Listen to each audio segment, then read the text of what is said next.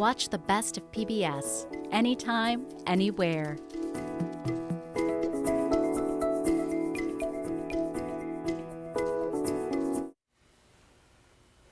Hi, I'm James Steinbach. I'm a volunteer here at PBS Wisconsin. I am here in the studios for a special Around the Farm Table treat coming up. And here's Inga right here.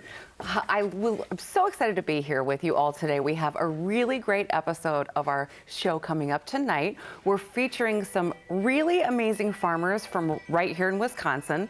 We're going to be introducing you to a woman who's raising heritage goats. She uses the milk from the goats to be able to make soaps and different things. We're going to be introducing you to a woman who grows flowers here in Wisconsin, where it's cold for so much of the year, right? And then finally, we're going to be... And not finally, finally, you will have a chance to get the gift of cheese. James is a big fan of cheese. I am a big fan of cheese, and some of the cheese in here will be Inga's cheese. Made by these hands. Right here. Call us, 1-800-236-3636. The following program is a PBS Wisconsin original production.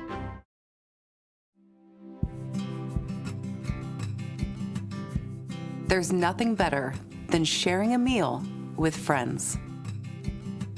Gathering around the table, enjoying home-cooked food with fresh ingredients, and sharing stories about how we live our lives as farmers. That's what brought me to the small community of Prairie Farm, Wisconsin. Welcome to Prairie Farm, Wisconsin. I'm here today to enjoy a meal with these amazing farmers and to find out what brought them to this wonderful small community in northwestern Wisconsin.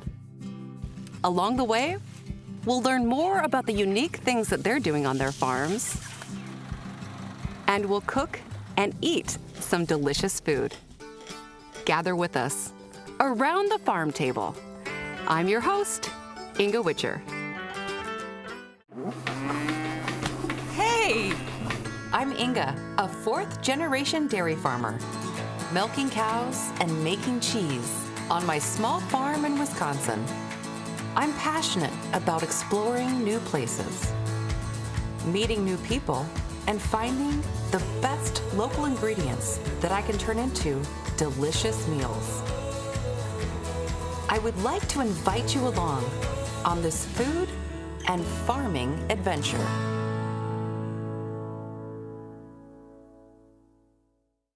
Sometimes you find the most interesting people in the most unexpected places.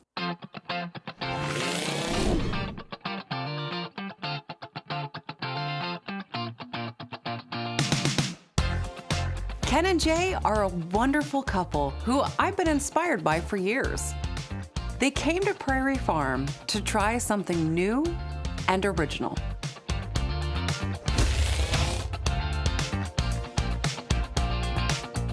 My name is Ken Seguin. I'm Jay Gilbertson. And we are the proud owners and founders of Hay River Pumpkin Seed Oil.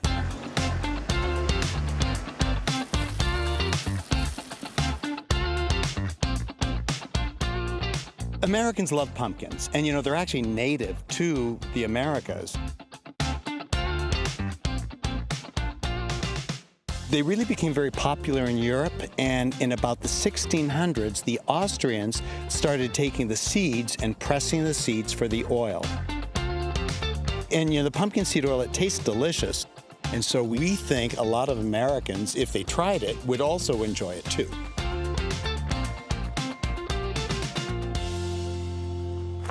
Thank you so much for having me out to the farm. Everything looks absolutely gorgeous. So tell me, what is happening here on the farm? Well, we are the proud producers of America's first pumpkin seed oil, so we're growing pumpkins. Nice. Quite a few of them. We've got 80 acres, but we're only farming on 2 this year because we really want to focus on pumpkins. Right, and that's still quite a few acres for this kind of an operation. Our whole thing this year, even though we've been doing it for a while, we really want to perfect the technique. You know, it's not just a cookie cutter recipe of how you do it. So we're really still learning how to do this well, and that's our real goal. We're looking really close. Yeah. Part of learning how to do it well is finding creative solutions to the challenges that come with being organic farmers. How are you growing these pumpkins here in Wisconsin with the climate we have? Well, as you know, we have a relatively short growing season, and pumpkins are very tender, they're very delicate for frost and cold, so we greenhouse start them. And then we take those transplants from the greenhouse and we transplant them in the field. I imagine that there can be some weed issues, as there is with all organic agriculture. What have you been finding that's been working for weeds? Oh, we don't have weeds on our farm. This is Maybe you on your farm. few. Our farm, it's good. We're good. Paper mulch. We're trying paper mulch this year, and so far it's been great. Like a lot of us, Ken and Jay are always looking for effective ways to deal with weeds. And from what I've seen, they found a solution using paper mulch.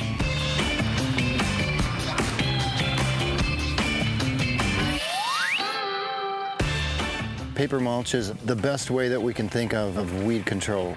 It completely suppresses the growth of anything underneath it. So at least in the strip where this mulch is, where the pumpkins are being planted, there's going to be no weed competition. The plants are going to be able to have the sun, the light, and everything to really grow at their very best.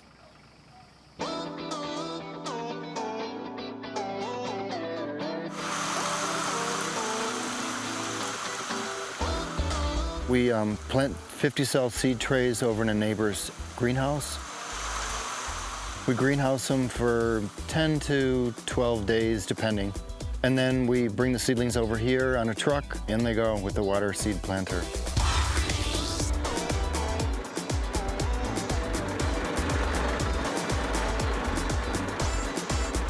We use a water wheel transplanter today, and it's new for us. It's pretty cool. You roll along, and it has a wheel that has 3 spikes in it. And these spikes will pierce that paper mulch that we have, and then it also has a tank of water, and it's dripping water. And when that spike goes into the ground, it drops water. So you're just sitting on the transplanter, and you're reaching over and dropping a seedling into basically the mud that's in that little hole in the paper. And it's an ideal way to get the seedlings started because they have complete contact with the soil and a boost of water.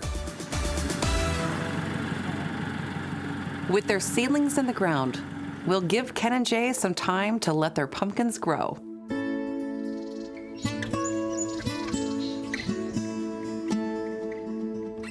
And I'll travel a couple miles down the road to visit Maggie. Maggie is a one-woman flower farming force of nature. My name is Maggie, and I am the owner-operator of Greenlight Farm in Prairie Farm, Wisconsin. She came to Prairie Farm to realize her vision of growing locally produced, sustainable cut flowers. So a lot of people think more and more about where their food's coming from, but people don't necessarily always think about where their flowers are coming from or how they're grown. So when you seek out local flowers, that supply chain is so much shorter, so much simpler. You're getting a product that is fresh. Every flower that I sell was sold within days of being harvested here on the farm. One of the things I really enjoy about Maggie and her farm is following her social media. She's always posting the most beautiful pictures of just this amazing variety of cut flowers throughout the year. And this spring, she showed me how she cares for and harvests her tulips, the first cut flowers of the year.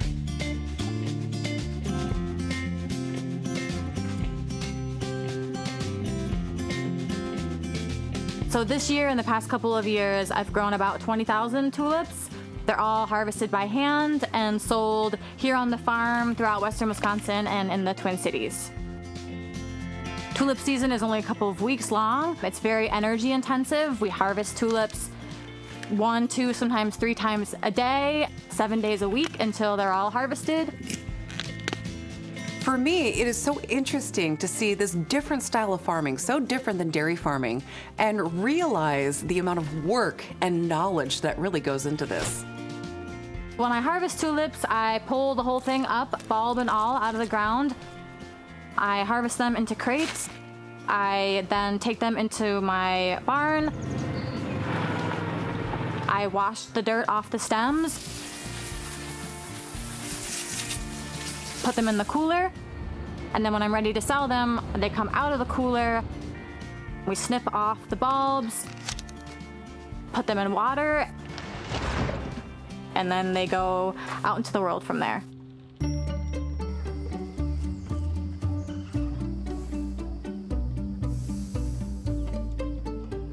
Is a hoop house something that you definitely need to have to be growing your production flowers in Wisconsin? So I don't think that you necessarily need to have it depending on what you're growing, but for me, my production is increasingly more and more focused on early and late season and then perennial crops. So when I grow things inside the hoop house, I have a lot more just control. So I can grow things earlier, I can grow things later, and also the quality of the flowers is nicer because I get longer stems in here. I also have control over water and things like that. So it just gives me higher quality flowers earlier and later than I could otherwise have. How do you choose which flowers to plant? Some of it's trial and error, some of it is guessing on what I think demand will be, some of it is just colors that I'm drawn to that I just really want to grow. So it's a little bit of a lot of things. That's the way it should be. It should be what you want to grow, right? Tell me about those early seasons. I noticed on your Instagram, it's like my favorite thing about spring is when you're posting these beautiful pictures of these tulips, and the colors of the tulips are just, I've never seen anything like it before. It's just the most beautiful tulips ever. Is that how you start your season? It is. So every season ends with planting tulips and then begins with harvesting tulips. So it's very labor intensive, but it's also just, it's one of the more important crops in terms of the business, but also I think it's the crop that really connects with people most coming out of the winter time and one of my favorites to grow.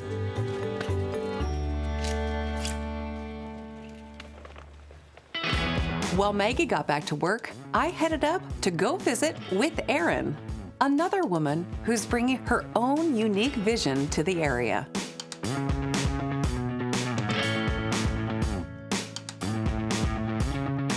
My name is Erin Link. I am the owner of EB Ranch, located in Dunn County, Wisconsin, and I am a goat farmer and poultry farmer, among other things.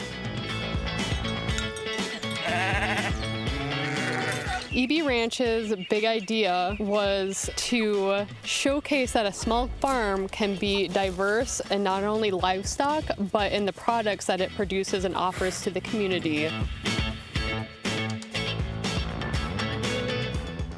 And show off that these animals, that these different livestock and poultry can work together in tandem in a rotational grazing situation. She decided to focus on raising and preserving a rare breed of goat called the San Clemente.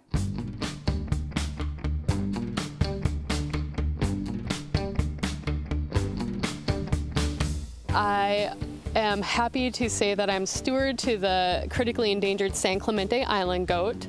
There's only about 1,400 of them left. And what's so intriguing and special about them is their multi-purpose nature. They are really hardy, they're adaptable, they can be really good milk and meat producers, as well as possibly fiber, or just browse, pets, you name it. They're there for any small farm or homestead. They're this a rugged little goat that I really enjoy raising. Erin finds creative solutions to the challenges she faces as a homesteading farmer.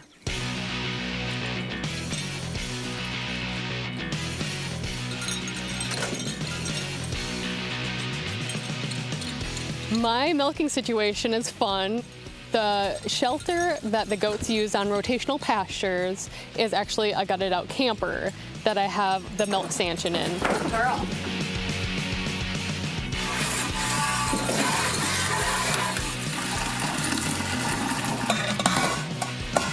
I enjoy farming because of the variety and the challenges that it offers me. I love problem solving, Look out, you guys, we're moving. It's a mix of routine and surprises.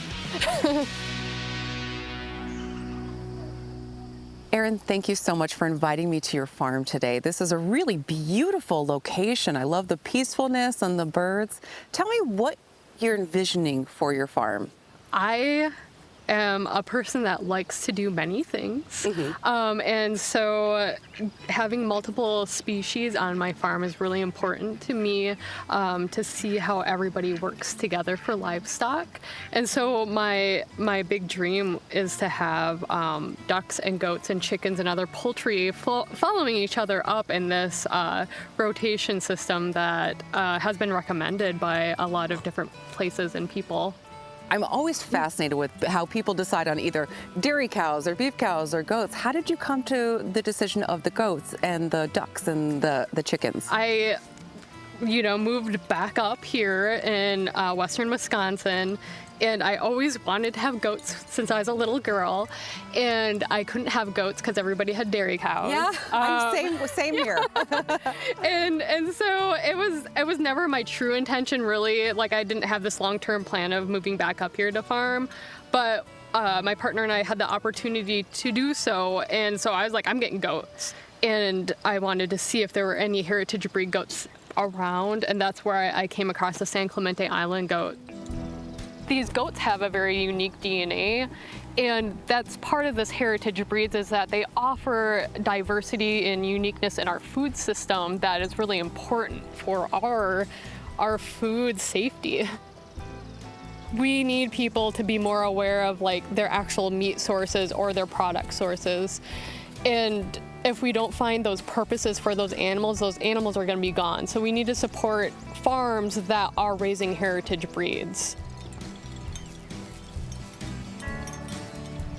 I love it because a lot of people who are not from Wisconsin really think that Wisconsin is just dairy cows, right? Yeah. It's so fun to be in these communities like Prairie Farm and see how diverse it is just in this community with what you're doing here with these amazing goats and the ducks and the chickens, what Maggie's doing growing these beautiful flowers, and then you have Ken and Jay with America's first pumpkin seed oil production, all in this area.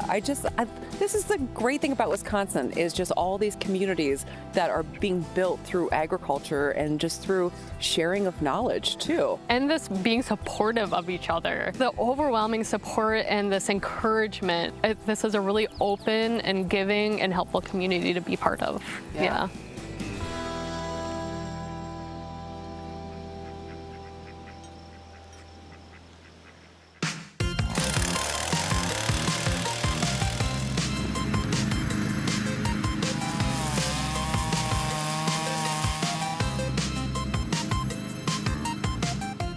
Back at Ken and Jay's, the weeds are under control, the pumpkins are thriving, and we talked more about their journey as farmers.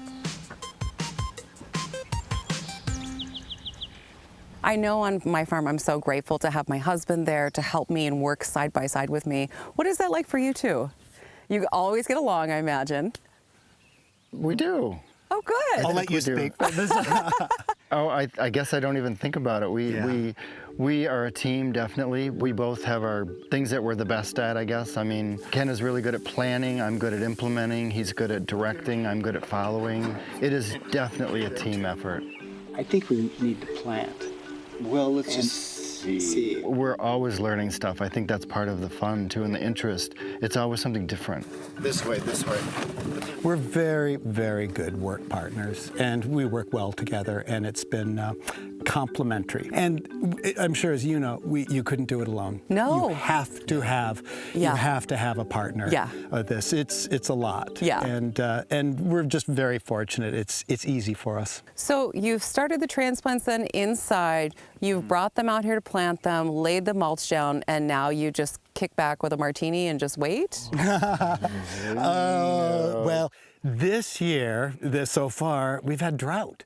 So we've had to irrigate. And usually we look at irrigation as just something to bridge us over to the inevitable rains, but they haven't happened. So we have irrigated 3 times, and we're just using a big 300-gallon tank, drag it along, let gravity water them.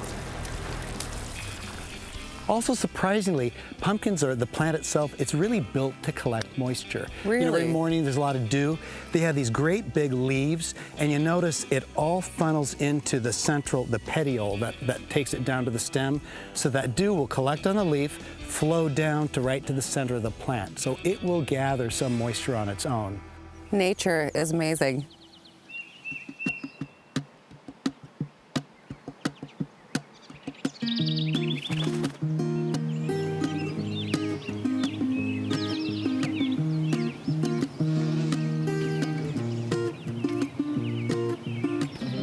The summer months have also been kind to Maggie, and new crops of flowers are in full bloom.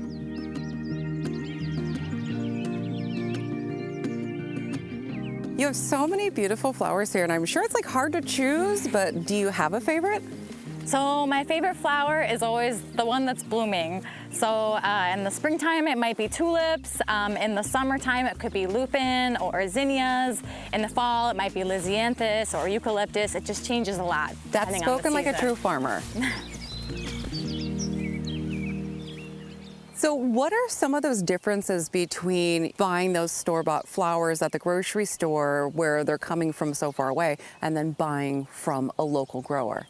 In the United States right now, about 70% of the flowers sold in the United States are imported, primarily from Central and South America, but really from all over the world.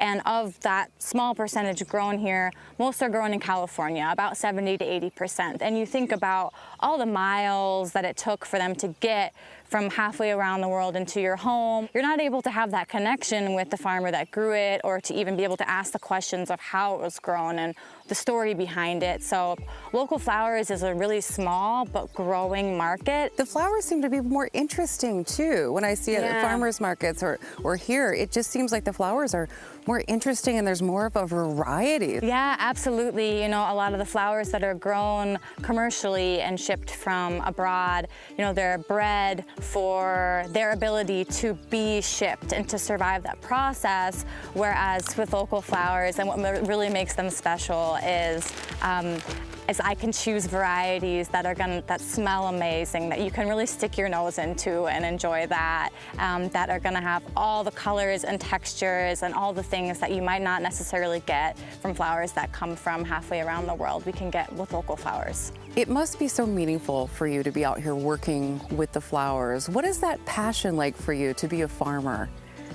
It's interesting, especially, you know, here we're talking, it's the beginning of July. It's a time when you're a farmer, life moves very, very fast. And I always have to remind myself to take some moments to move a little bit slower and to just take a look around and really take it in and be reminded that I am surrounded by beauty, and I'm very lucky to have that in my life every day, and that I can provide beauty and kind of a place of peace for myself and for other people. I can provide a habitat for pollinators. There's just so much beauty that comes with growing flowers that I just appreciate more as time goes by. This has been amazing, getting to be here and getting to hang out with you. Prairie Farm seems to be just a wonderful place to visit, and I'm so happy that I've had the chance to visit. Yeah, I'm so glad that you came out. Once the work of summer is finished, we're gonna see how Ken and Jay call on their farmer friends and an amazing machine. Hi, I'm James Steinbach. I'm a volunteer here at PBS Wisconsin, and you're watching this premiere of this episode of Around the Farm Table. And to make it special, we have Inga Witcher here, really, with us live. Right here live. That's right. This show is really wonderful. I'm so excited to be able to bring these stories of these fantastic and really hardworking farmers to folks here in Wisconsin. It's really important for me to be able to share the experiences that so many farmers have on their farms with people like you, James. Yeah, because I didn't grow up on a farm. I know a lot of folks who did, but I didn't. And so watching this program really gives me a sense of not just what it's like to grow up there, but to live it every day. Right. I mean, and the farmers you are working with are folks who are inventing, we'll talk about this more, inventing their farming. They're not doing it the way other people do it. It's really, really extraordinary. Right. This program is really extraordinary, and so call us at 1-800-236-3636. Hi, I'm Linda Berman, a volunteer here at PBS Wisconsin, and I will tell you, the gifts we have to say thank you with are incredible. First, at $10 a month or $120, we have this A to Z, from asparagus to zucchini, cookbook, cooking farm fresh seasoned produce. I mean, it is amazing. I did not know there were so many recipes for cauliflower, and it is alphabetically arranged so you can look up any vegetable and find a recipe for it. This is great for parents, for grandparents, for kids to do all the cooking together with seasonally fresh vegetables. Okay, $20 a month. This is extraordinary. It's a cheese gift set, and it is very limited, but it will ship to you from the wonderful people at Fromagination. They have put together this truly artisanal gift set. You get not only crackers to go with it, and to go with, of course, the nut crack, the candied pecans.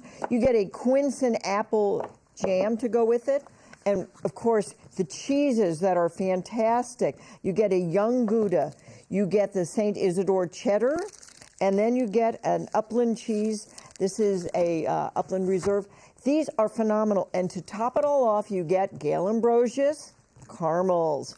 So this is a very limited offer and will be sent to you the first week in April. So they know how to ship it, cool pack. It'll be right to whoever you want. Is it a gift or to yourself is a wonderful gift. And that's at $20 a month. At $25 a month, you can get the whole package. You can get the cookbook from asparagus to zucchini. You get the wonderful artisanal gift set. You get it all, plus you get this apron, which is our new PBS apron. Everybody needs an apron, I can tell you, and especially one that has pockets in it is outstanding. This is yours when you do call up right now and pledge your support for PBS Wisconsin at 1-800-236-3636. Thank you, Linda. I'm Eric Greiling. I'm the Director of Friends of PBS Wisconsin. We are excited to share this program with you tonight. And we're excited to be able to offer these wonderful thank you gifts if you call today and become a member, become a sustainer of PBS Wisconsin. Included in that cheese package is Inga's own cheese made on the farmstead. So be sure to join up today as a member and support this great programming, these great Wisconsin stories, these stories of Wisconsin farmers and artisans and growers, and enjoy some Wisconsin cheese, including the cheese from St. Isidore's Meat. One of the easiest ways you can become a member right now is to be a sustainer.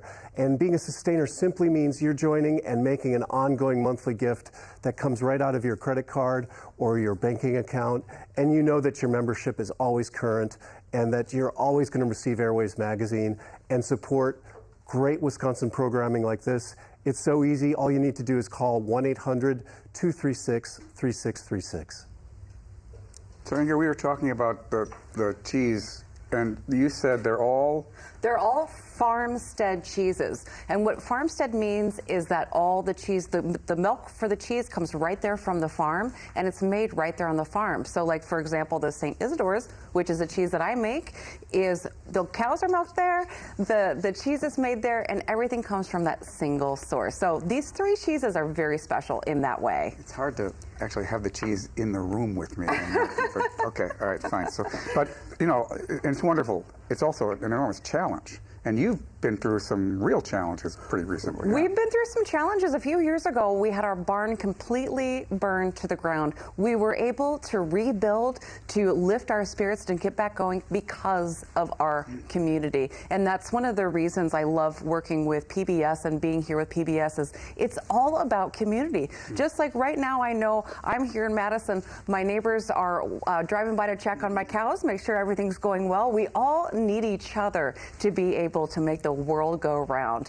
So that's why I'm hoping that you'll call in right now with your support at 1-800-236-3636. James, are you thinking about getting some cheese? I will be getting some cheese. I'm not just thinking about getting cheese. And Fromagination, a wonderful store, and we'll be talking with them in a little bit, is my source of cheese, because I'm not close enough to you guys. So 1-800-236-3636. And just to remind you, at the $10 a month, you can get this amazing cookbook. And I have been looking through it, just how many different green salads. Not only are there tips to how to use them, but storage tips and different dressings. And that's what's so important, is that your vegetables don't go to waste, that they are used well. And that's what this cookbook's about. At $20 a month, we have the artisanal gift of amazing cheeses and crackers and pecans and chocolates. But I'm telling you, the cheeses, this is Inga's St. Isidore cheddar, and this is her special. Again, these are all homestead cheeses. The milk is from the farm and it's made there. The Pleasant Ridge Reserve, and I will tell you, in New York, we were looking for cheese, and they said, oh, the best, you've got to get the Pleasant Ridge Reserve. And it's like, oh wait, that's from Wisconsin. Yes, that's where the best cheese is. And we are here to tell you that. And even a young Gouda, all of these cheeses can be yours and will be sent out the very first week in April, so you need to call in and give the number you want it sent to.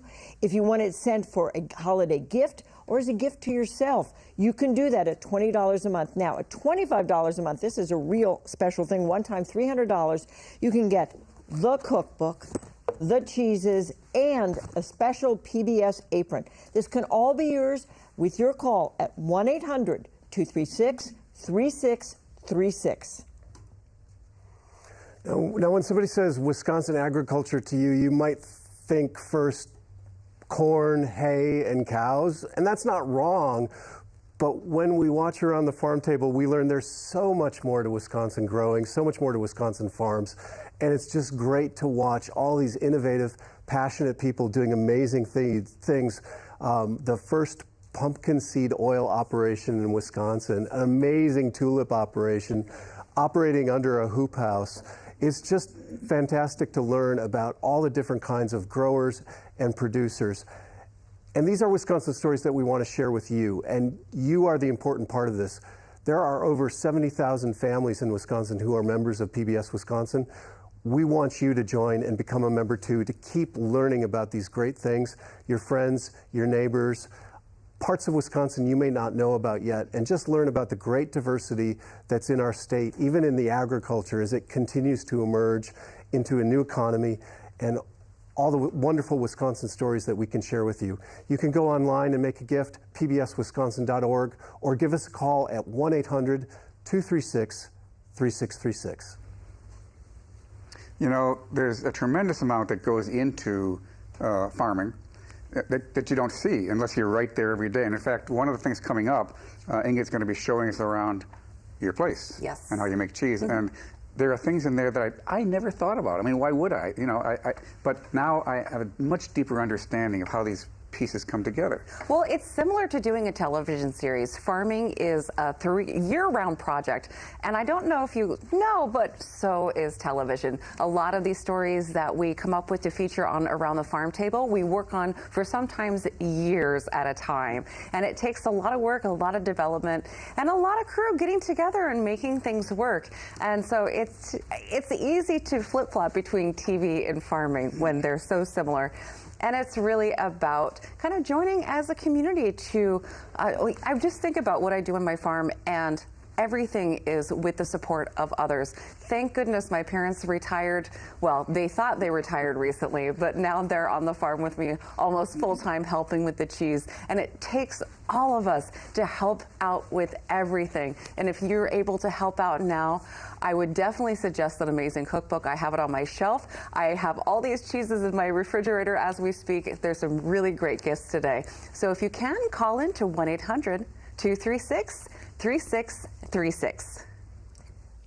As Inga said, it is a community, and it takes a community. It takes all of us together to create quality programming, and PBS Wisconsin not only has the quality programming, but is asking you to join us, and it's so easy to do. A simple phone call, or simply go online at pbswisconsin.org. So what I want to remind you, at $10 a month, you can get this fabulous cookbook. Actually, what can I say? If Inga has it, Why shouldn't you? From asparagus to zucchini, and that's again $10 a month. At $20 a month, we have this fantastic cheese set. And not only is it with the crackers and the chocolates and the pecans and the jams, but the fabulous 3 different types of cheeses. We also want to encourage you that you can get all of them for $25 a month and the apron, but it's all with your call now. The machine, to me, it's improbable. If you had told me how it works, I'd say, nah, that wouldn't work. But it actually works very well.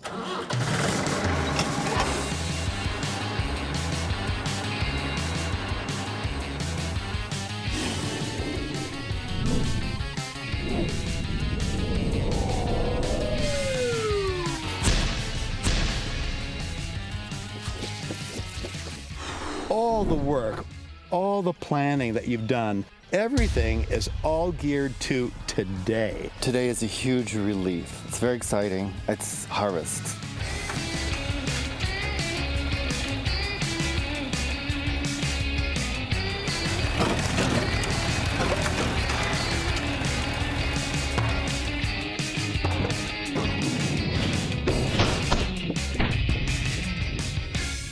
When we have harvest, we need a whole bunch of people to help. And I think what's really interesting is we never know what kind of crew we're going to end up with. So we're always meeting people, and that is really wonderful. Today we harvested pumpkins with Ken and Jay. It's very physical, but I really enjoy helping out friends.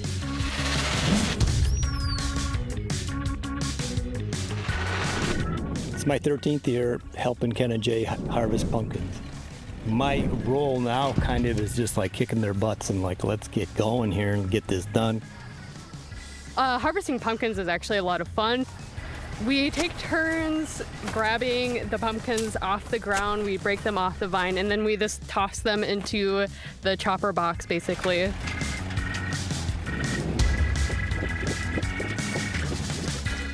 It's incredible to see the technology of these machines to be able to harvest those pumpkins, separate out the seed, and get it all cleaned. These kinds of things really help out around the farm.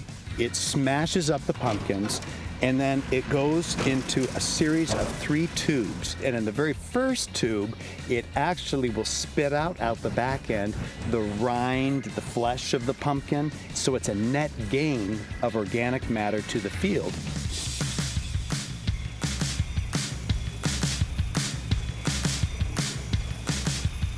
And the seeds move on into the other tubes where they're cleaned. And we end up with remarkably clean seeds at the end. Helping out other farmers like this it means a lot to me. It's nice to feel like I've helped a local farmer create a product.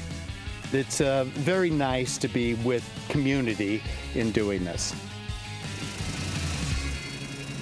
The harvest is a delight. It's just a delight.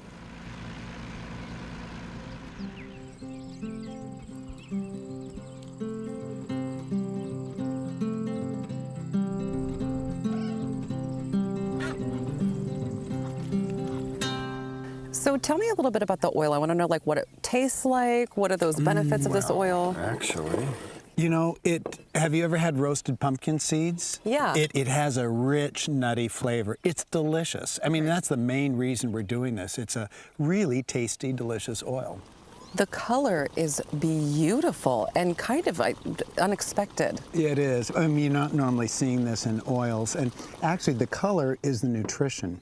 So pumpkin seed oil is rich in some of these compounds that are antioxidants in our body.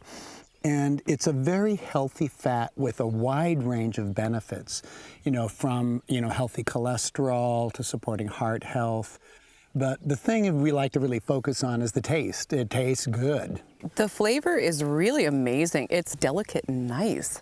How else do you use this? Because it seems to be you don't want to heat it. You're right. So it's also high in omega-3 fatty acids that are delicate. They don't like high heat, so you wouldn't fry in it. But you would use it like this, salted, to dip bread in, or maybe most commonly a salad dressing, a vinaigrette salad dressing. or to put it on cooked vegetables. Like it's Right. been asparagus season here. It's delicious on asparagus, on broccoli. Well, this is really interesting. I have a couple of ideas on how I want to use this in the kitchen. So if you don't mind, I'd like to get started. Yeah, our Wonderful. pleasure. Let's Please go. do.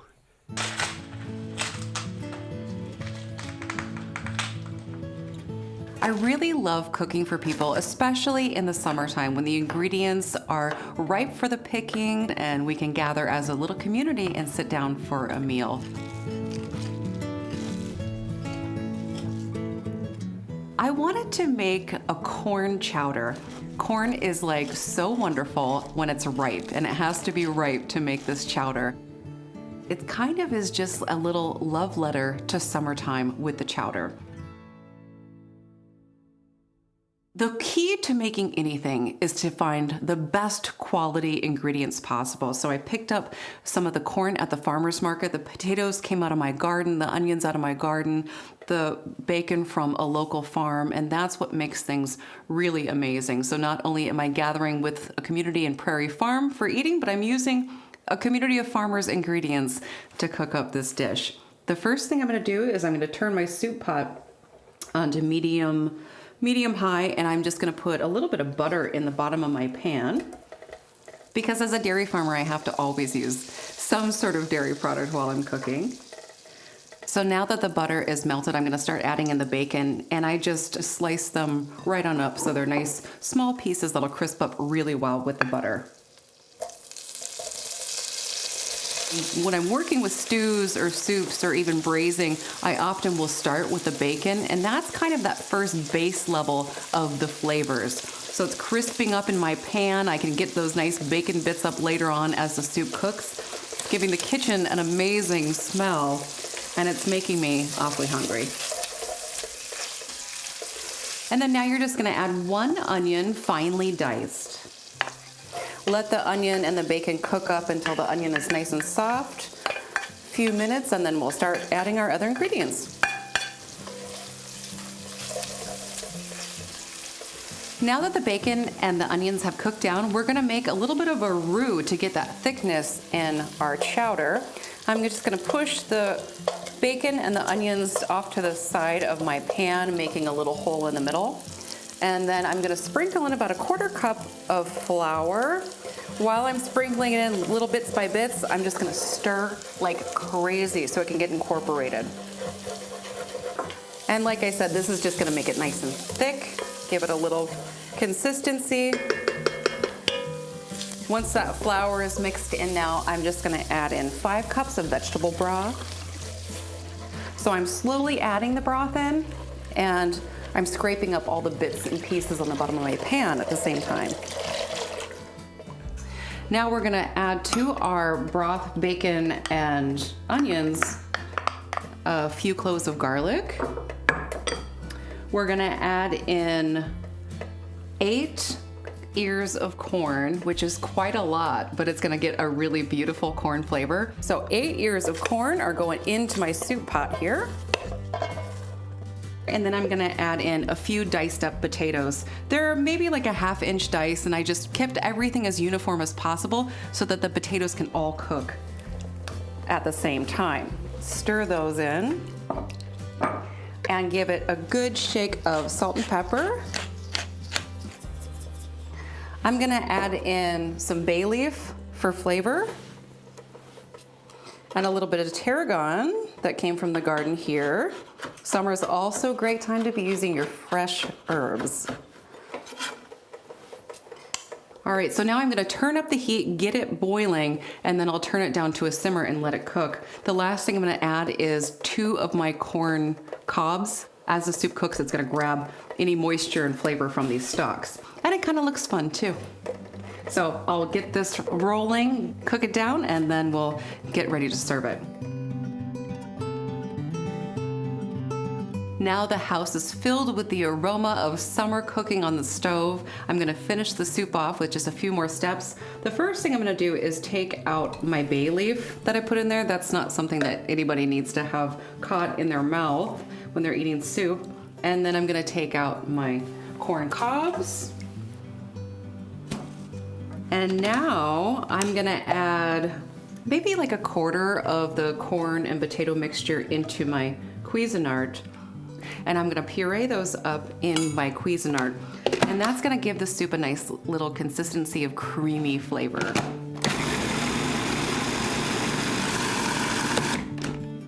That looks good. Nice and steamy.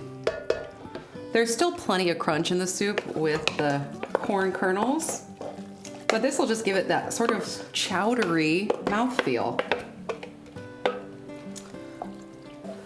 Okay, and to finish that soup, I'm gonna add a lot of heavy cream. The key to cooking anything is lots of butter, lots of heavy cream. And I'm just gonna pour some in. We'll start with, I'm gonna go full cup. I think that'll be delicious. Smells gorgeous. And then when you're serving your soup, you're just gonna ladle out a nice ladleful. Doesn't that look amazing? Clam chowder without the clams and more corn. Delicious.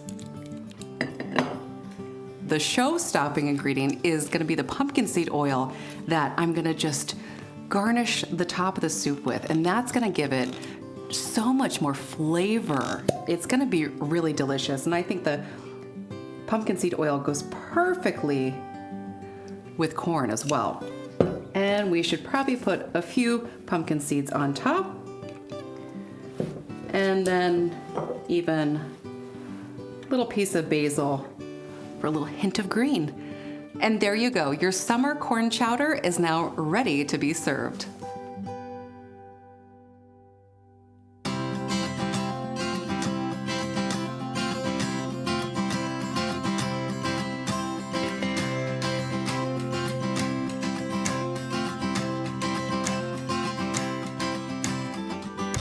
This is what I love about Wisconsin. People from all walks of life coming together to expand on our farming traditions and build community.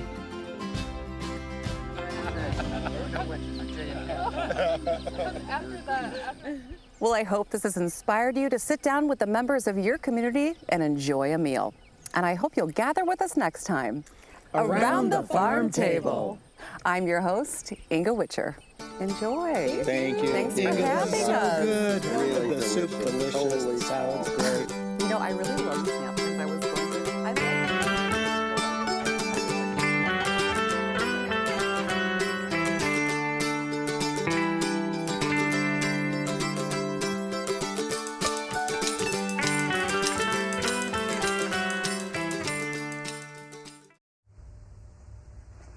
Hi, I'm James Steinbach. I'm a volunteer here at PBS Wisconsin. We're going to have more around the farm table. In fact, we're going to go to Inga's farm and meet her herd of dairy cows. Dairy cows. Didn't I say? What did I say? Dairy guys? Dairy cows. But you call them the girls, right? Yes, I do. Yeah. That's right. So tell us about what's coming up. Oh, first, I forgot. This is a challenge break. This is very important. Members of PBS Wisconsin have set aside up to $2,000. If you pledge now, it'll effectively be doubled depending on what you put in. But this is a terrific time to pledge because in addition to being able to talk to Inga, you get to be able to support PBS Wisconsin at a much higher level. And we can't stress enough that this is the time to call. 1-800-236-3636. Now, I didn't let you say anything, but what's important here? Well, what's important is that they call in right now, 1-800-236-3636. Hi, I'm Linda Berman, a volunteer here at PBS Wisconsin. And when you do call in, what's so important is we can say thank you to you. First of all, every pledge coming in, including our senior citizens, will get our Airwaves magazine. I don't want to forget. So you can look up and find out, oh, wait, there's Inga on the back. Yeah, find out what's happening on our Airwaves. If you pledge at $10 a month, you'll get this fantastic cookbook. It is from asparagus to zucchini. It is cooking farm fresh seasonal produce. It is amazing, such as celery. Who knew that you could make so many dishes with celery? And not only does it give you the name from botany, the cooking tips, the storage tips, recipes.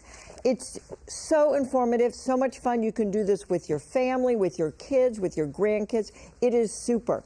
$20 a month, we have the artisanal cheese gift set. Not only do you get the wonderful Potter's crackers and the nut crack pecans and Gail Ambrosius caramels and the quince jam, you get some cheese, the St. Isidore cheese, the cheddar from Inga's farm.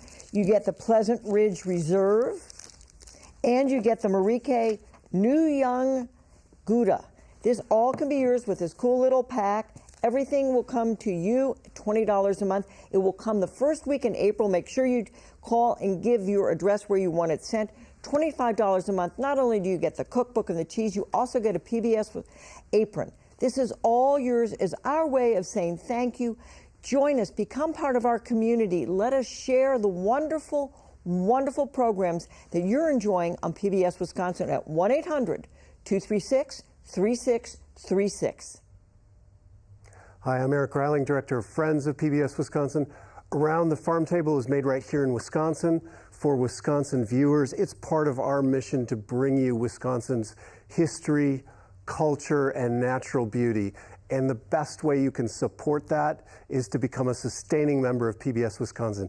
It is a challenge break, so your gift can go even further thanks to the generosity of our members who want you to become a member right now, become a sustaining member of PBS Wisconsin. It's a challenge break. We've got some really terrific ways to say thank you.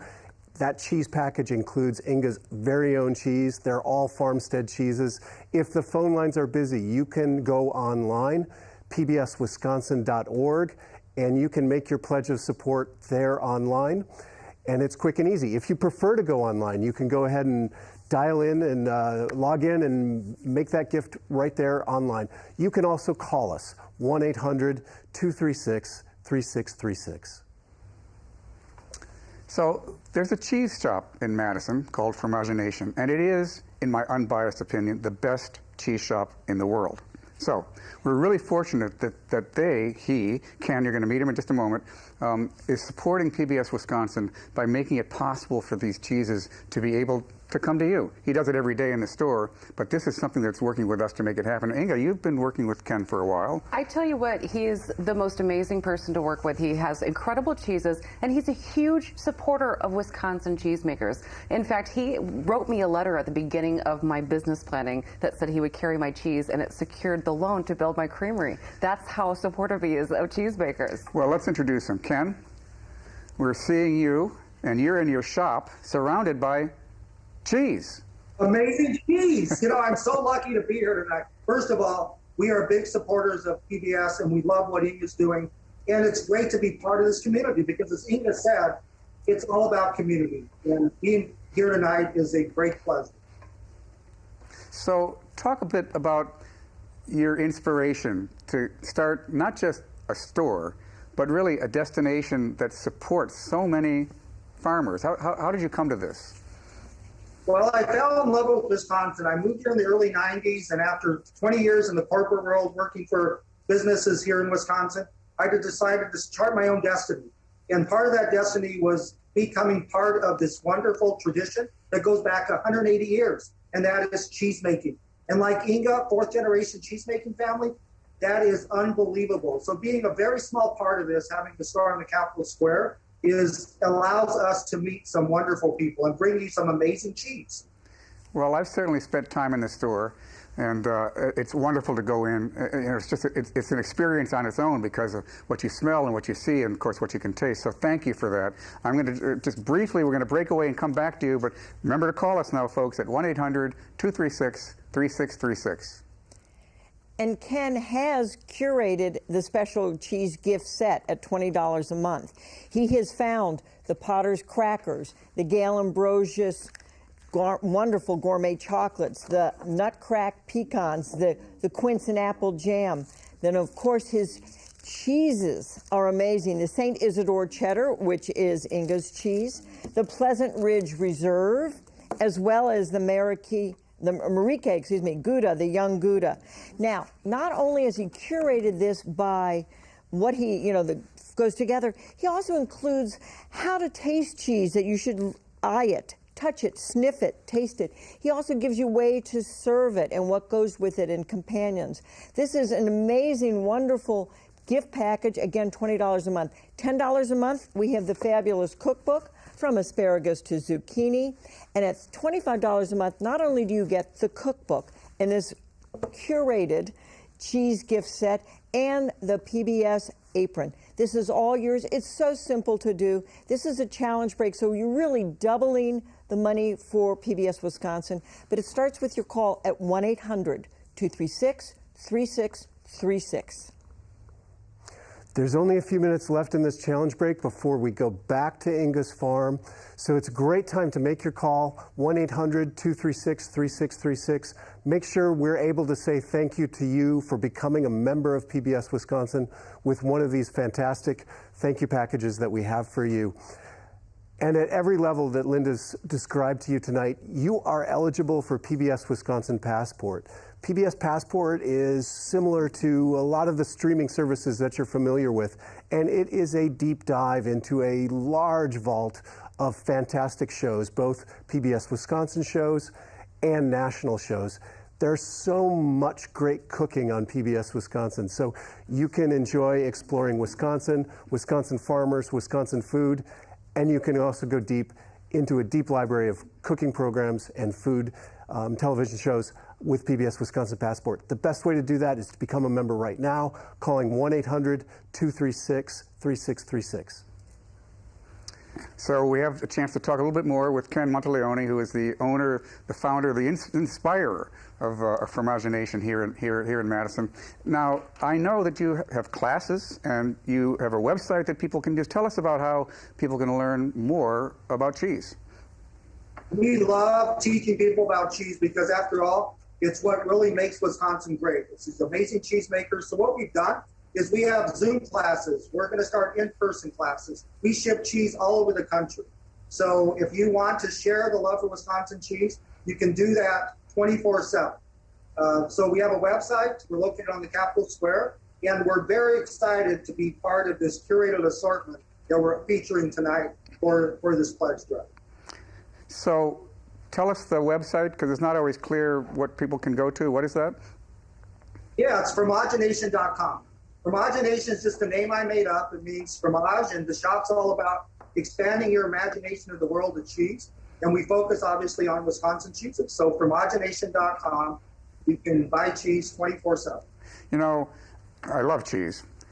I didn't really think about the way in which I should approach it, though. And I don't mean in a cheese snobby way. I mean just to more fully appreciate it. And that's one of the things that you actually help people think about so they can get even more enjoyment out of the cheese. Can you talk about that a little?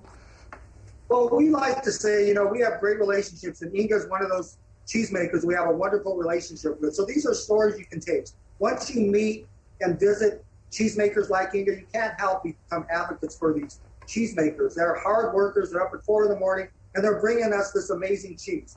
You know, it's stories you can taste. And when you see what Inga does on her farm, the lengths they go to bring us this wonderful milk, it's a joy to be able to share it.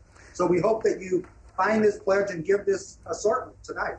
Well, thank you for sharing the expertise and the cheese. We love it. And audience, please call us at 1-800-236-3636. And just to remind you, as part of our challenge break, this is a challenge, and we know we have viewers outside of Wisconsin, Illinois, Michigan, Iowa, and we thank you. But when you call, you will get Wisconsin's best. You'll get our From Asparagus to Zucchini cookbook, $10 a month, and our special cheeses are from Wisconsin. Not only do they come with the crackers and Gail Ambrosia's amazing caramels, nut crack, which are incredible pecans, and a quince and apple jam, but the St. Isidore cheese the cheddar is from Osseo, Wisconsin. The Marique Gouda is from Thorpe, Wisconsin.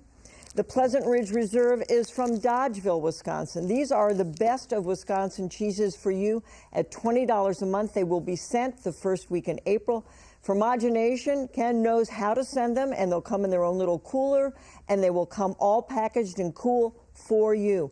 At $25 a month, you can get not only the cookbook and the amazing cheeses, but also the special PBS apron. This is an amazing gift. Again, it will come the first week in April. Keep it for yourself if you want as your gift, or give it to someone else. But remember, you are supporting quality programming. With this challenge break, it's a great opportunity, as Inga said, to be part of the community.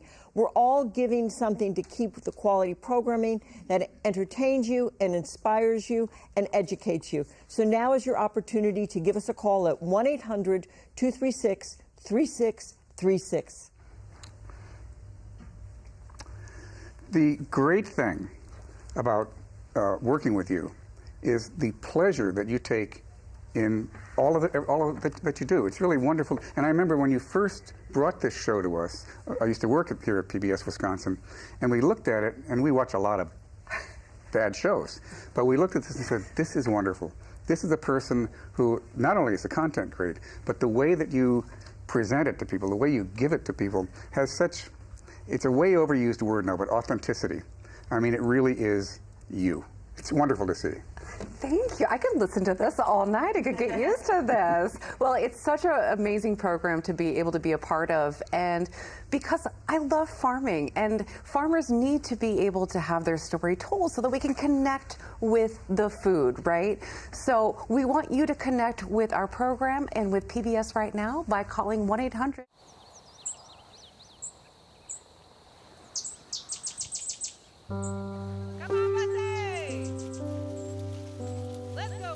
As the sun rises over the hills, another day begins on the farm. Let's go, baby!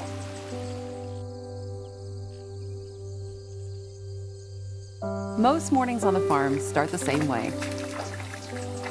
Hey, girls! Let's get up. I'm gonna move you to a different pasture. When the sun rises, I start calling the cows in. Let's go, my sweet starlet. I call them in the same way that my father did. Cabos, cabos, cabos, cabos! The same way that his father did and his father before him. Cabos, cabos, cabos, cabos! My family's been calling the cows in the same way for 4 different generations. Cabos, cabos, cabos! Once the cows are up, we take the long way home, going past all the different wildflowers and the goldenrods, letting them stretch out and just kind of enjoy the morning.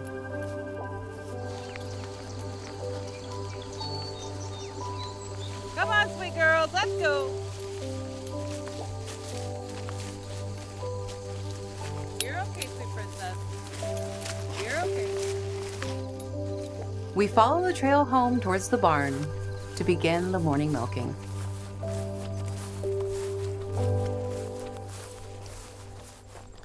Welcome to St. Isidore's Dairy. I'm excited to have you spend the day with me right here on my farm.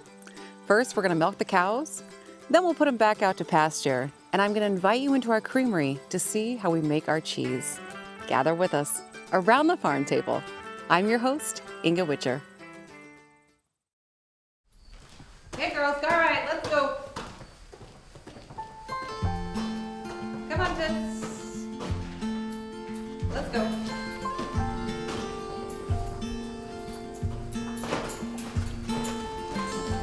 The morning milking always turns into kind of a meditation for me. It's the time of day when I can just sort of really be present and connect with my own thoughts and with the cows too. You guys are really pretty today. Yes, you are.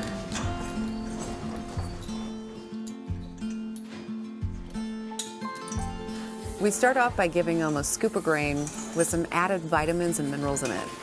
This keeps them really happy while they're in the barn, and it also keeps them healthy.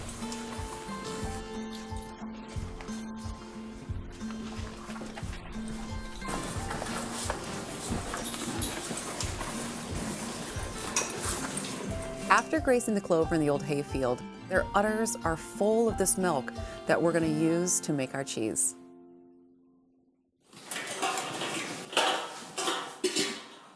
Carrying out the daily ritual of milking cows reminds me that I'm doing the same things here on my farm that generations of my family have done before me. The things that I'm doing here every day, milking the cows, making the cheese, are things I'm doing to build my future, but they're a constant reminder of my connection to the past.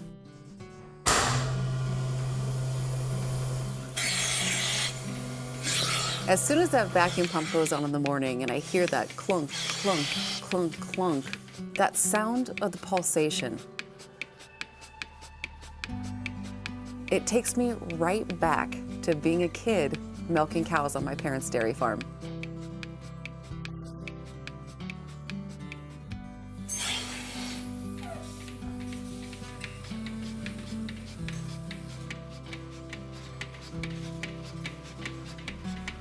Here on the farm, we're still a little old-fashioned. We milk using bucket milkers. We do this because we want to treat the milk gently.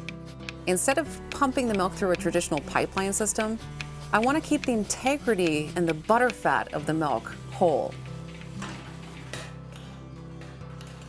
By milking into a bucket and then pouring that milk out by hand, we keep all that fat and that flavor in the milk,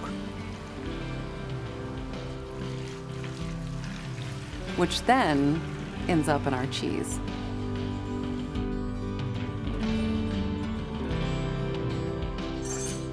Thank you, girls. Let's go. Thank you.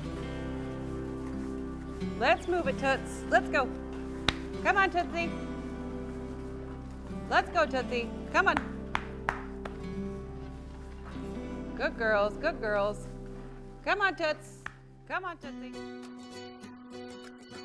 After the morning milking, I transfer the milk from the bulk tank into the creamery where my dad, who's a licensed Wisconsin cheesemaker, is waiting to receive that milk.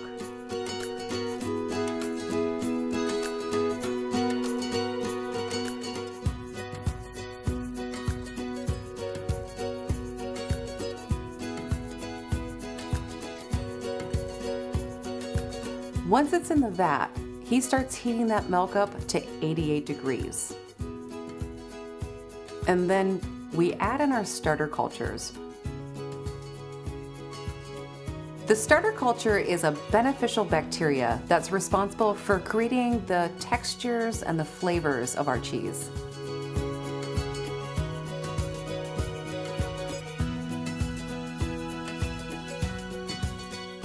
Throughout the process of cheese making, we're always monitoring the temperature and the pH of the cheese.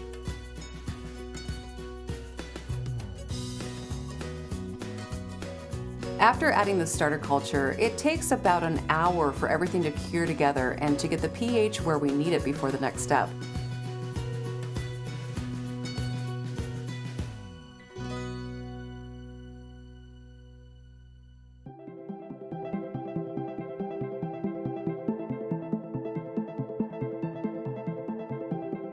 After our tea break, and once the pH has reached a certain level, we add our rennet.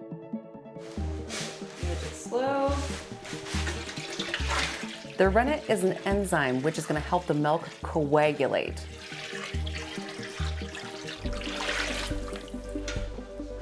Now you might remember this from Mrs. Muppet. That's where we get our curds and our whey.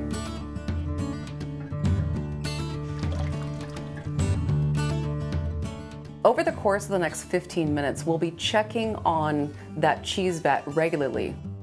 What we're looking for is a certain consistency in the vat. What do you think?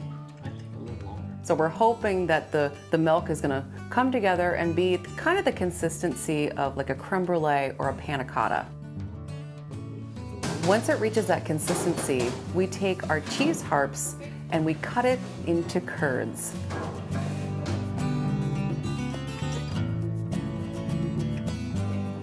Now that it's into the curd formation, we're going to heat up that whole vat to about 101 degrees, and this is called cooking the curd. We're cooking the curd to release more of the whey and to get the small curds to the right consistency. As we bring it up in temperature, we're actually trying to cook out any of the whey. We're expelling as much whey from those little curds as possible, while at the same time creating a nice environment for the curds to get a little bit firmer around the outsides. That process usually takes about an hour.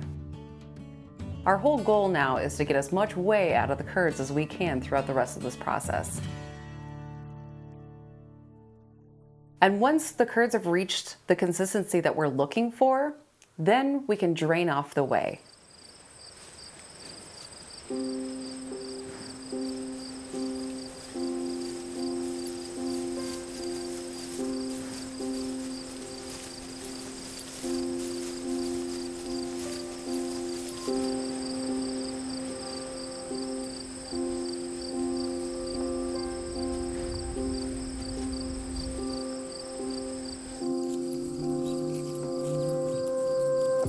So what I do here on the farm is called intensive grazing.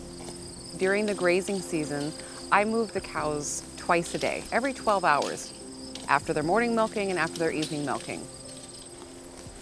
I put them in a nice, beautiful paddock, and that way they can harvest their own feed.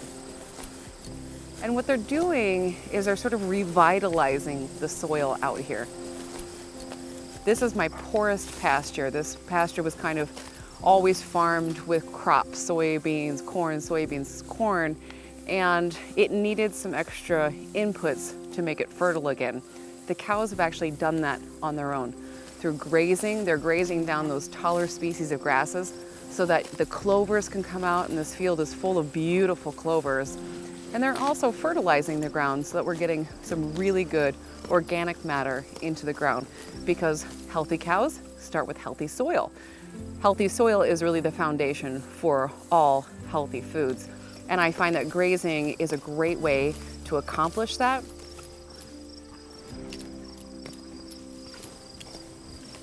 The other thing I really love about grazing is that when we're out here in the pastures, we're actually also creating habitat for all kinds of different species, for birds, for bees, for insects.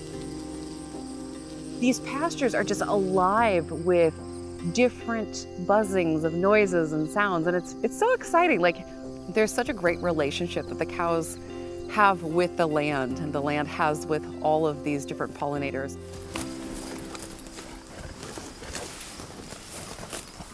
We can't have healthy people without healthy soil. The soil is really where it all begins, and by having the cows out here grazing that soil, we're building that foundation.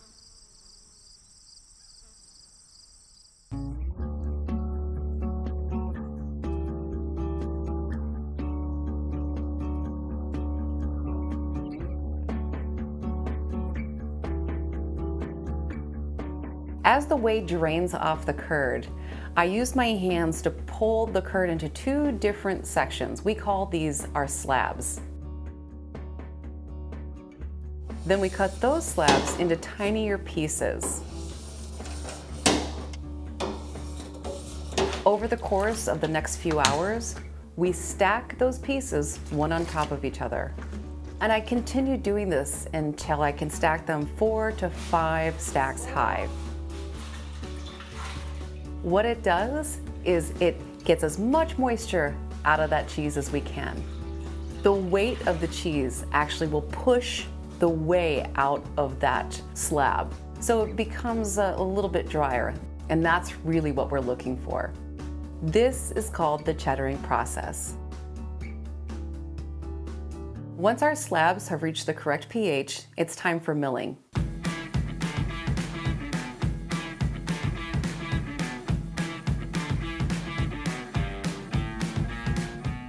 We use a traditional British-style peg mill. The peg mill is a little bit different. When we process through our slabs, they come out a little bit shaggier than your traditional Wisconsin cheese curds.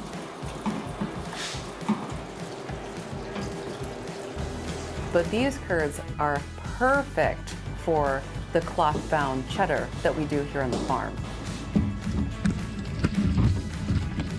Once our slabs are all put through the mill, it's time for salting.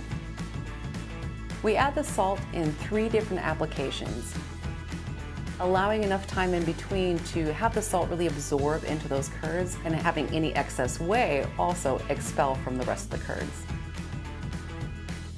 As I'm salting the curds, my father begins to dress the molds with cheesecloth to get them prepared for me to fill them. The final step in our cheese making is putting the curds into the molds. We call our molds truckles because they're in a cylinder shape. Once I put the lids on the molds, then it's time for the truckles to go into the press, where they'll stay under high pressure for 24 hours.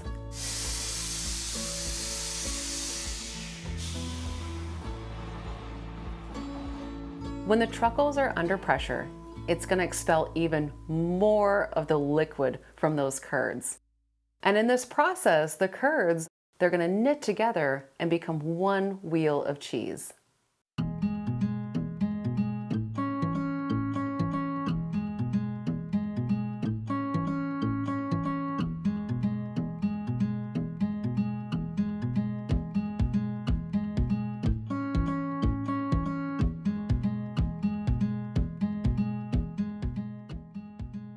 Something I learn year after year is just to let nature take its course. And one thing I've discovered a few years ago when our barn burnt down, we didn't have a place to house the cows and the calves, so we let the cows be with the calves.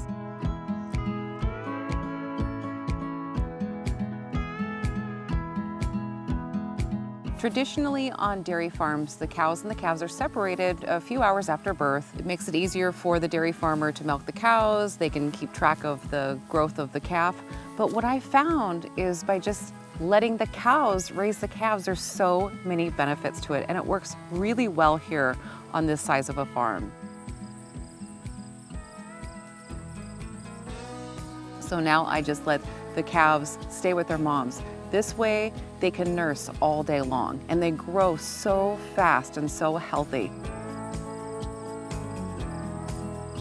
There's something just so beautiful about seeing that connection, hearing them sort of communicate with each other and find each other. The calves are outside in this environment getting fresh air, getting exercise, and just being able to be a part of that herd. All these things we're doing because we really want to try to make the best milk that we can make.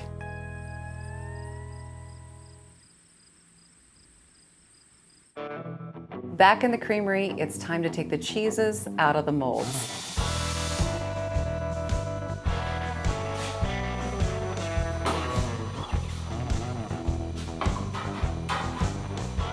Over the course of that last 24 hours, the individual curds have knitted together to become one individual block of cheese. Once I take the cheese out of the molds, it's time to do a second dressing of cheesecloth.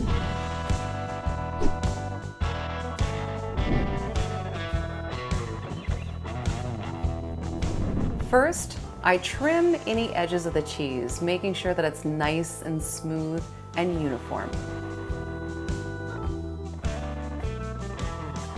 Now I can snip off any extra bits of the original cheesecloth and adhere that right to the cheese using butter.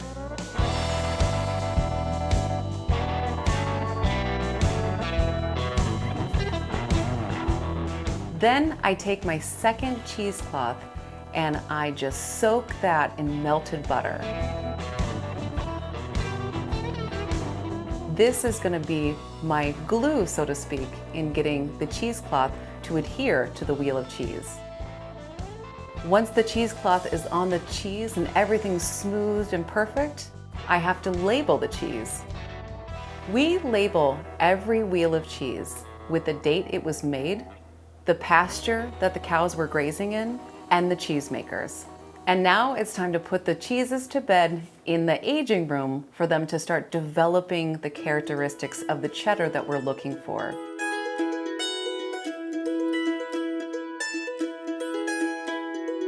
The thing about artisan cheese is it's all a little bit different, depending on the pasture that the cows were in, depending on the weather, depending on the season that that cheese was made, and also depending on how long the cheese was aged for. As I place the wheel of cheese into the aging room, the process of making a farmstead cheddar is nearly complete. We've taken the flavors from the pastures, we've handled our cows and their milk with love and care. And now the last ingredient is time, as the cheeses develop their flavors and their characteristics over the next year.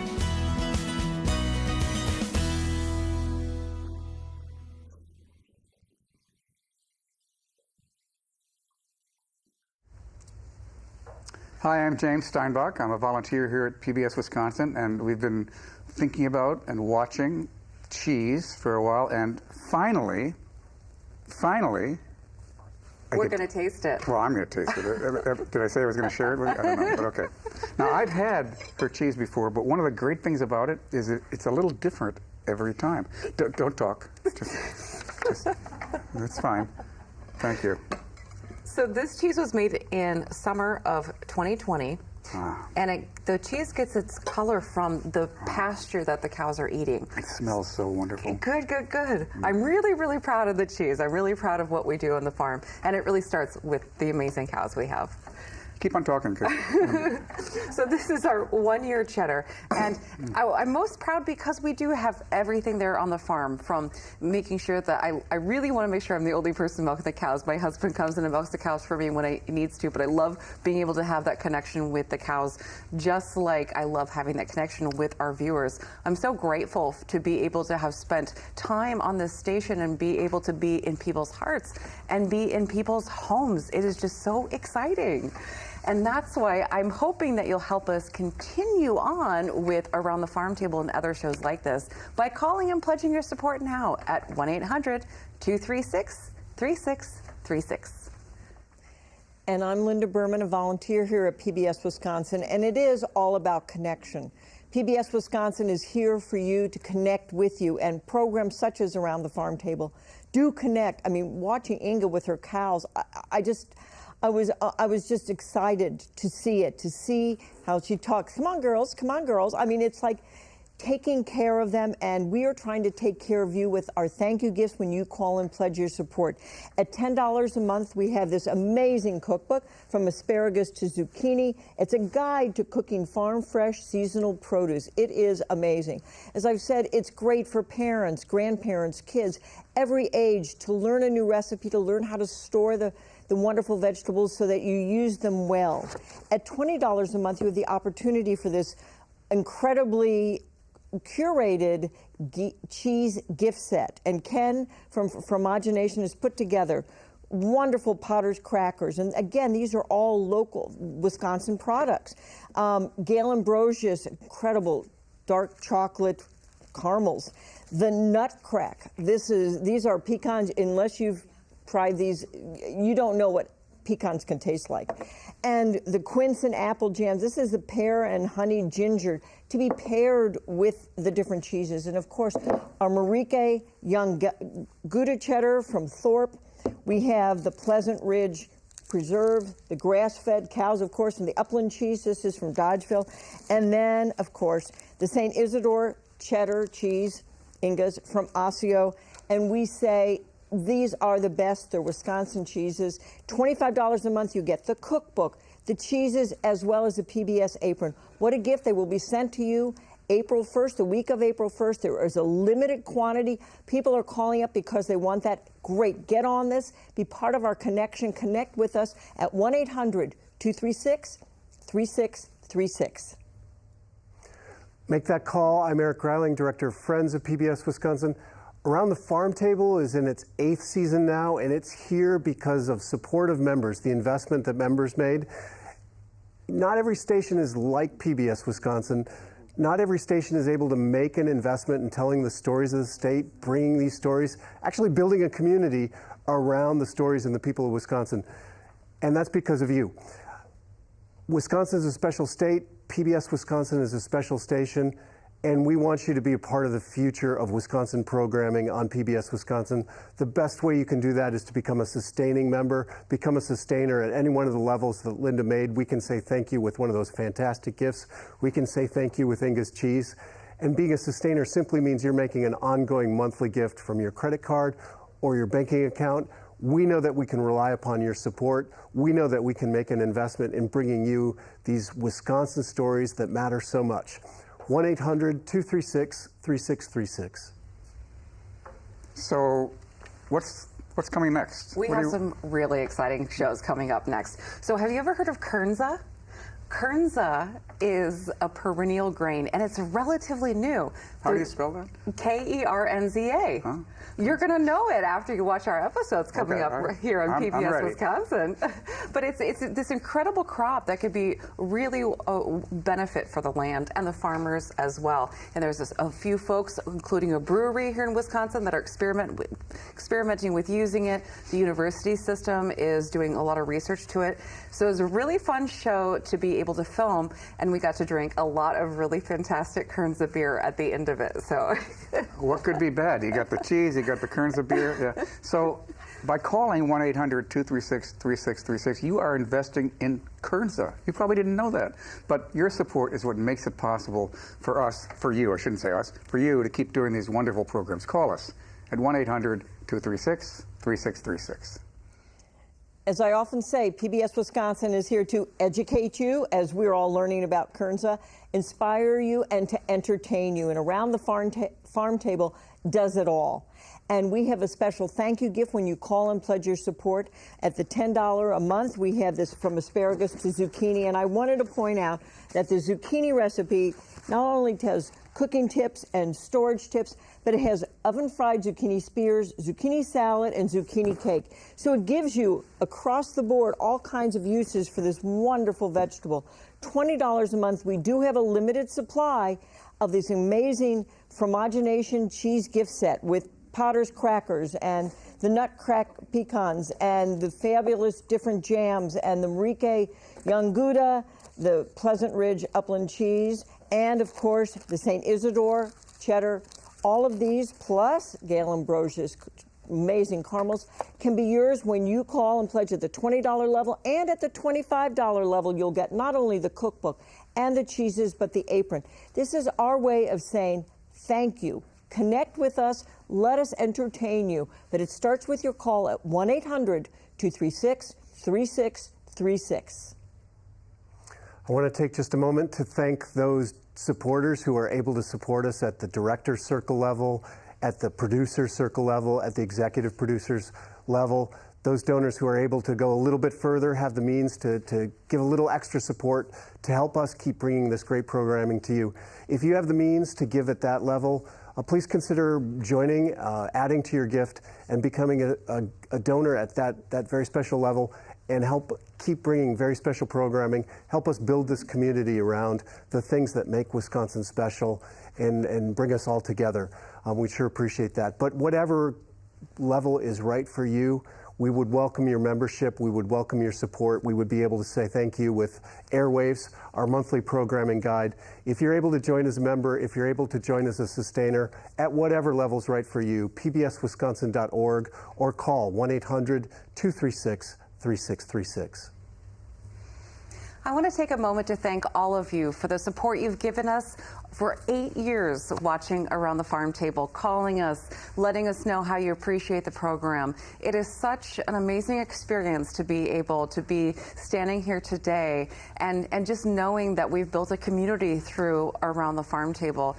One of my favorite parts about doing the series is after a show airs, when a farmer will call me up and say, hey, boy, there's people calling, asking when we're going to be at the next farmer's market. There's people finding us. We're getting out there. And it's just, you're helping with that. You're helping get the message of these farms and the healthy soils and what's happening in Wisconsin. You, by pledging your support, are helping with all that. And it's just, it's incredible to be a part of this PBS community, and I hope you'll continue to be a part. You can go ahead and call right now, 1-800-236-3636.